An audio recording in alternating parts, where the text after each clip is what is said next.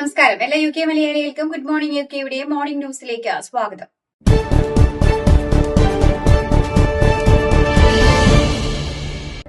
റഷ്യയിൽ നിന്നുള്ള വർദ്ധിച്ചുവരുന്ന സുരക്ഷാ ഭീഷണിയെ നേരിടുവാൻ കൂടുതൽ ശക്തമായ തയ്യാറെടുപ്പുകൾ നടത്തണമെന്ന് സായുധ സേനാ മേധാവി മുന്നറിയിപ്പ് നൽകി. നിലവിലെ അന്താരാഷ്ട്ര സാഹചര്യത്തിൽ പ്രത്യേകിച്ച് ഉക്രൈൻ യുദ്ധത്തിന്റെ പശ്ചാത്തലത്തിൽ ദേശീയ സുരക്ഷയിൽ കൂടുതൽ ജാഗ്രത അനിവാര്യമാണെന്ന് അദ്ദേഹം പറഞ്ഞു. British chief of defence staff air chief marshal Richard നൈറ്റനാണ് ഈ മുന്നറിയിപ്പ് നൽകിയത്. റഷ്യ നാറ്റോ രാജ്യങ്ങളെ വെല്ലുവിളിക്കുന്ന നിലപാടാണ് സ്വീകരിക്കുന്നതും ഇത് യൂറോപ്പിന്റെ സുരക്ഷയ്ക്ക് വലിയ ഭീഷണിയാണെന്നും അദ്ദേഹം വ്യക്തമാക്കി. രാജ്യത്തിന്റെ പ്രതിരോധം ശക്തിപ്പെടുത്തുവാൻ സൈനിക മേഖലയിലേക്ക് മാത്രം ഒതുങ്ങാതെ സമ്പൂർണ്ണ സമൂഹം പങ്കാളിയാകുന്ന സമീപനം ആവശ്യമാണെന്ന് അദ്ദേഹം കൂട്ടിച്ചേർത്തു. പ്രതിരോധ വ്യവസായം, സാങ്കേതിക മേഖല, സർവകലാശാലകൾ, പൊതുജന സംവിധാനങ്ങൾ എന്നിവയും ഈ ശ്രമത്തിന്റെ ഭാഗമാകണമെന്ന് അദ്ദേഹം ആഹ്വാനം ചെയ്തു. സൈനിക ശേഷി വർദ്ധിപ്പിക്കൽ, ആയുധ നിർമ്മാണ ശേഷി മെച്ചപ്പെടുത്തൽ, റെഗുലർ സൈന്യത്തിനൊപ്പം റിസർവ് സേനയും ശക്തിപ്പെടുത്തൽ എന്നിവ നിർണായകമാണെന്നും അദ്ദേഹം പറഞ്ഞു. യുദ്ധം ഒഴിവാക്കുക എന്നതാണ് ലക്ഷ്യമെങ്കിലും ശക്തമായ തയ്യാറെടുപ്പും ഭീഷണികളെ നേരിടുവാനുള്ള ശേഷിയും ഉണ്ടായാൽ മാത്രമേ അത് സാധ്യമാകൂ എന്നും അദ്ദേഹം കൂട്ടിച്ചേർത്തു. ബ്രിട്ടനും ദക്ഷിണ കൊറിയയും തമ്മിലുള്ള വ്യാപാര കരാർ ഒപ്പുവെച്ചു. വാണിജ്യമന്ത്രി ക്രിസ് ബ്രയാന്റും കൊറിയൻ മന്ത്രി യോ ഹാൻ ക്യൂവും ലണ്ടനിൽ വെച്ചാണ് കരാറിൽ ഒപ്പുവെച്ചത്. ആയിരക്കണക്കിന് തൊഴിലവസരങ്ങൾ സൃഷ്ടിക്കുകയും ബ്രിട്ടീഷ് സമ്പദ് വ്യവസ്ഥയിലേക്ക് കോടിക്കണക്കിന് ഡോളർ നിക്ഷേപം കൊണ്ടുവരികയും ചെയ്യുന്ന വ്യാപാര കരാറിനാണ് ഇരു രാജ്യങ്ങളും അന്തിമ രൂപം നൽകിയത്. മിക്ക സാധനങ്ങളുടെയും സേവനങ്ങളുടെയും നിലവിലുള്ള താരിഫ് രഹിത വ്യാപാരത്തിലേക്കുള്ള വിപുലീകരണം, ഫാർമസ്യൂട്ടിക്കൽ, കാർ നിർമ്മാണം, മദ്യം, ധനകാര്യ സേവനങ്ങൾ എന്നിവയുൾപ്പെടെയുള്ള ബ്രിട്ടീഷ് വ്യവസായങ്ങൾക്ക് നേട്ടമുണ്ടാക്കുമെന്നാണ് പ്രതീക്ഷ. കരാറിന്റെ ഭാഗമായി ഇരു രാജ്യങ്ങൾ തമ്മിലുള്ള വ്യാപാരത്തിലെ 98% താരിഫ് രഹിതമായിരിക്കും. ഇത് യൂറോപ്യൻ യൂണിയനിന് ദക്ഷിണ കൊറിയയുമായുള്ള കരാറിനോട് സമാനമാണ്. ബ്രെക്സിറ്റിന് ശേഷം താൽക്കാലികമായി നിലനിർത്തിയിരുന്ന ഈ ക്രമീകരണം 2026 ജനുവരിയിൽ അവസാനിക്കാനിരിക്കെ പുതിയ കരാർ അത് സ്ഥിരമാക്കുകയാണ്. ഇതിലൂടെ £2 ബില്യൺ മൂല്യമുള്ള ബ്രിട്ടീഷ് കയറ്റുമതികൾ അധിക തീരുവ ഏർപ്പെടുത്തുന്നതിൽ നിന്ന് സംരക്ഷിക്കപ്പെടും. കരാർ ബ്രിട്ടീഷ് ബിസിനസിന് വലിയൊരു വിജയമാണെന്ന് പ്രധാനമന്ത്രി കെയർ സ്റ്റാമർ പറഞ്ഞു. യൂറോപ്യൻ യൂണിയൻ, US, ഇന്ത്യ എന്നിവയുമായുള്ള കരാറുകൾക്ക് ശേഷം ലേബർ സർക്കാർ ഒപ്പുവെച്ച 4ാമത്തെ കരാറാണിത്. സർക്കാരിന്റെ പുതിയ ശമ്പള നിർദ്ദേശങ്ങൾ റെസിഡന്റ് ഡോക്ടർമാർ തള്ളിയതിനെ തുടർന്ന് നാളെ മുതൽ പണിമുടക്കിലേക്ക് പോകുവാൻ യൂണിയൻ തീരുമാനിച്ചു. സർക്കാരുമായി നടത്തിയ ചർച്ചകൾ പരാജയപ്പെട്ടതോടെയാണ് സമര തീരുമാനം പ്രഖ്യാപിച്ചത്. ദീർഘകാലമായി തുടരുന്ന ശമ്പള തർക്കത്തിന്റെ ഭാഗമായാണ് സർക്കാർ പുതിയ ഓഫർ മുന്നോട്ട് വെച്ചത്. എന്നാൽ ജീവിത ചെലവ് വർധനവിനോട് താരതമ്യപ്പെടുത്തുമ്പോൾ ഈ ശമ്പള വർധനവ് അപര്യാപ്തമാണ് എന്നാണ് ഡോക്ടർമാർ ചൂണ്ടിക്കാണിക്കുന്നത്. ഈ തീരുമാനം തുടരുന്ന പക്ഷം പണിമുടക്കുകളും സേവന തടസ്സങ്ങളും ശക്തമാക്കുവാൻ സാധ്യതയുണ്ട് എന്നാണ് ആരോഗ്യവകുപ്പ് വിലയിരുത്തുന്നത്. ഇതുവഴി ആശുപത്രികളിലെ അടിയന്തര സേവനങ്ങൾ, ശസ്ത്രക്രിയകൾ, ഔട്ട് പേഷ്യന്റ് അപ്പോയിന്റ്മെന്റുകൾ എന്നിവ ഗുരുതരമായി ബാധിക്കുമെന്നും മുന്നറിയിപ്പിൽ നൽകിയിട്ടുണ്ട്. ഇതിനോടകം തന്നെ ജീവനക്കാരുടെ കുറവും നീണ്ട കാത്തിരിപ്പും നേരിടുന്ന NHSന് ഇത് വലിയ തിരിച്ചടിയാകും. രോഗികളാണ് ഈ സംഘർഷത്തിന്റെ ഏറ്റവും വലിയ ബാധിതരാകുന്നത്. അതേസമയം റെസിഡന്റ് ഡോക്ടർമാരുടെ സംഘടനകൾ ന്യായമായ ശമ്പള വർധനവും ജോലി സാഹചര്യങ്ങൾ മെച്ചപ്പെടുത്തലും ഉറപ്പിക്കാതെ സമരത്തിൽ നിന്ന് പിന്മാറില്ല എന്ന് വ്യക്തമാക്കി. സർക്കാർ വീണ്ടും ചർച്ചയ്ക്ക് തയ്യാറാകണമെന്നും അവർ ആവശ്യപ്പെട്ടു. ഇംഗ്ലണ്ടിൽ അടിയന്തര ദന്ത ചികിത്സ നൽകുന്ന ഡെന്റിസ്റ്റുകൾക്ക് കൂടുതൽ പ്രതിഫലം നൽകുവാൻ സർക്കാർ തീരുമാനം. പദ്ധതി വഴി രോഗികൾക്ക് അടിയന്തര അപ്പോയിന്റ്മെന്റുകൾ എളുപ്പത്തിൽ ലഭ്യമാക്കുവാൻ സാധിക്കും. NHS ദന്ത ചികിത്സയിൽ നിലനിൽക്കുന്ന പ്രതിസന്ധി പരിഹരിക്കുന്നതിനായാണ് പുതിയ പരിഷ്കാരങ്ങൾ നടപ്പിലാക്കുന്നത്. കുറഞ്ഞ പ്രതിഫലം കാരണം നിരവധി ഡെന്റൽ ക്ലിനിക്കുകൾ NHS സേവനങ്ങളിൽ നിന്ന് പിന്മാറിയതിനെ തുടർന്ന് രോഗികൾക്ക് അടിയന്തര ചികിത്സ ലഭ്യമാക്കുവാൻ ബുദ്ധിമുട്ടുകൾ നേരിട്ടിരുന്നു. പുതിയ ക്രമീകരണ പ്രകാരം അടിയന്തരവും സങ്കീർണവുമായ ദന്ത ചികിത്സകൾക്ക് ഡെന്റിസ്റ്റുകൾക്ക് കൂടുതൽ ഫീസ് നൽകും.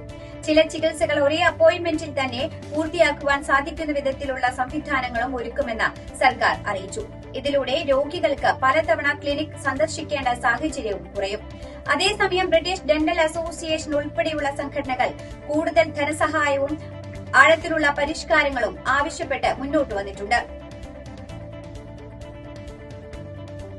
ജപ്പാൻ വാഹന നിർമ്മാതാക്കളായ നിസാൻ സണ്ടർലാൻഡിൽ പുതിയ ഇലക്ട്രിക് കാറുകളുടെ നിർമ്മാണം ആരംഭിച്ചു. രാജ്യത്തിന്റെ വാഹന വ്യവസായത്തിനും ഹരിത ഊർജ്ജ മേഖലയ്ക്കും ഇത് വലിയ മുന്നേറ്റമായാണ് കണക്കാക്കപ്പെടുന്നത്. ഇലക്ട്രിക് വാഹനങ്ങളിലേക്കുള്ള ആഗോള മാറ്റത്തിന്റെ ഭാഗമായി സണ്ടർലാൻഡ് പ്ലാന്റിനെ നിസാൻ തന്റെ പ്രധാന നിർമ്മാണ കേന്ദ്രങ്ങളിലൊന്നായി വികസിപ്പിക്കുകയാണ്.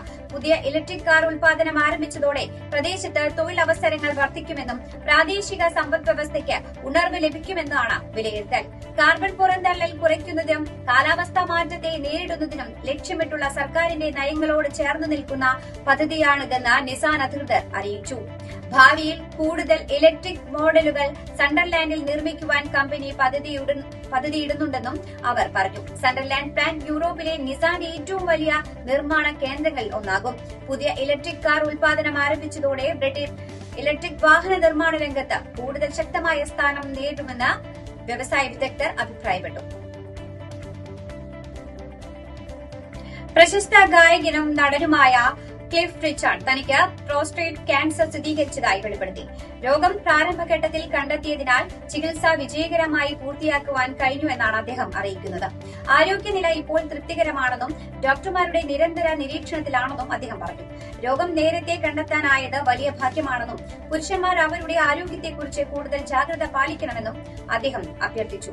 ദീർഘകാലമായി സംഗീത ലോകത്ത് സജീവമായിരുന്ന ക്ലിഫ് റിച്ചാർഡിന്റെ വെളിപ്പെടുത്തൽ ആരാധകരിൽ വലിയ ആശങ്കയാണ് സൃഷ്ടിച്ചത്. സമൂഹ മാധ്യമങ്ങളിലൂടെ നിരവധി പേരാണ് അദ്ദേഹത്തിന് വേഗത്തിൽ സുഖം പ്രാപിക്കട്ടെ എന്ന ആശംസകളുമായി എത്തിയത്. ഗ്രേറ്റ് ബ്രിട്ടൻ സീറോ മലബാർ രൂപത വിമൻസ് ഫോറം കൺവെൻഷൻ ബർമിംഗ്ഹാമിലെ ന്യൂ ബിംഗ്ലി ഹാളിൽ നടത്തും. രൂപതയിലെ മുഴുവൻ ഇടവക മിഷൻ പ്രൊപ്പോസ്ഡ് മിഷൻ കേന്ദ്രങ്ങളിൽ നിന്നുള്ള ആയിരക്കണക്കിന് വനിതാ പ്രതിനിധികൾ പങ്കെടുത്ത സമ്മേളനം രൂപതാധ്യക്ഷൻ മാർ ജോസഫ് ശ്രാമ്പിക്കൽ ഉദ്ഘാടനം ചെയ്തു. വിമൻസ് ഫോറം രൂപത പ്രസിഡന്റ് ട്വിങ്കിൾ ഡ്രേസൺ സമ്മേളനത്തിൽ അധ്യക്ഷത വഹിച്ചു. തുടർന്ന് നടന്ന സിംപോസിയത്തിൽ രൂപത അധ്യക്ഷന്മാർ ജോസഫ് ശ്രാമ്പിക്കൽ, രൂപത protosyncellus reverend doctor Antony Chundelikkad, women's forum commission chairman reverend father Jose Anchanikkal, director doctor C Jean Mathew, NH Jolly Mathew, doctor Shincy Mathew, Merlin Mathew എന്നിവർ വിവിധ വിഷയങ്ങളിൽ സംസാരിച്ചു. സമ്മേളനത്തിന് ശേഷം രൂപത അധ്യക്ഷന്മാർ ജോസഫ് ശ്രാമ്പിക്കലിന്റെ കാർമ്മികത്വത്തിൽ കുർബാനയും നടത്തും. തുടർന്ന് വിമൻസ് ഫോറത്തിന്റെ പ്രവർത്തനങ്ങൾ ഉൾക്കൊള്ളിച്ചുകൊണ്ട് പ്രസിദ്ധീകരിച്ച സുവനീർ പ്രകാശനം, വിവിധ മത്സരങ്ങളിൽ സമ്മാനാർഹരായവർക്കുള്ള സമ്മാനദാനം, പുതിയ ഭാരവാഹികളുടെ സ്ഥാനമേൽക്കൽ ചടങ്ങ്, വിവിധ റീജിയനുകളിൽ നിന്നുള്ള കലാപരിപാടികൾ എന്നിവയും ഉണ്ടായി. സോഷ്യൽ മീഡിയയിൽ തരംഗമായി MK മലയാളീസ് പുറത്തിറക്കിയ പുതിയ ക്രിസ്മസ് ട്രീ. പ്രവാസി മലയാളികളുടെ സജീവ കൂട്ടായ്മയായ MK മലയാളീസ് പുറത്തിറക്കിയ പുതിയ ക്രിസ്തുമസ് റീൽ സോഷ്യൽ മീഡിയയിൽ വൻ ശ്രദ്ധ നേടുകയാണ്. വളരെ കുറച്ച് സമയം കൊണ്ട് ആയിരക്കണക്കിന് ആളുകളിലാണ് ഈ റീൽ കണ്ടും പങ്കുവച്ചും വൈറലാക്കിയത്. പ്രവാസ ജീവിതത്തിനിടയിലെ തിരക്കുകളിൽ നിന്നും മലയാളികളെ ക്രിസ്തുമസ് ആഘോഷങ്ങളിലേക്ക് ഈ വീഡിയോ കൊണ്ടുപോകുമെന്നതിൽ യാതൊരു സംശയവുമില്ല. BJP വൻ വിജയം നേടിയ തിരുവനന്തപുരം കോർപ്പറേഷനിൽ മേയർ സ്ഥാനത്തേക്ക് കൂടുതൽ പേരുകൾ പരിഗണനയിൽ. വ്യത്യസ്ത അഭിപ്രായങ്ങൾ വന്നതോടെയാണ് കൂടുതൽ ആലോചനയിലേക്ക് നേതൃത്വം നീങ്ങുന്നത്. സംസ്ഥാന സെക്രട്ടറി VV രാജേഷിനും മുൻ DGP ആശ്രയിലേക്കും പുറമെ സംസ്ഥാന ദക്ഷിണ മേഖല ജനറൽ സെക്രട്ടറി കരമന അജിത്തിന്റെയും VG ഗിരികുമാറിന്റെയും പേരുകളാണ് ചർച്ചയിലുള്ളത്. ഇതോടുകൂടി വാർത്താ ബുള്ളറ്റിൻ ഇവിടെ അവസാനിക്കുകയാണ്. എല്ലാ പ്രേക്ഷകർക്കും നല്ലൊരു ദിനം ആശംസിക്കുന്നു. കൂടുതൽ വാർത്തകളുമായി നാളെ കണ്ടുമുട്ടാം. എല്ലാവർക്കും നന്ദി, നമസ്കാരം.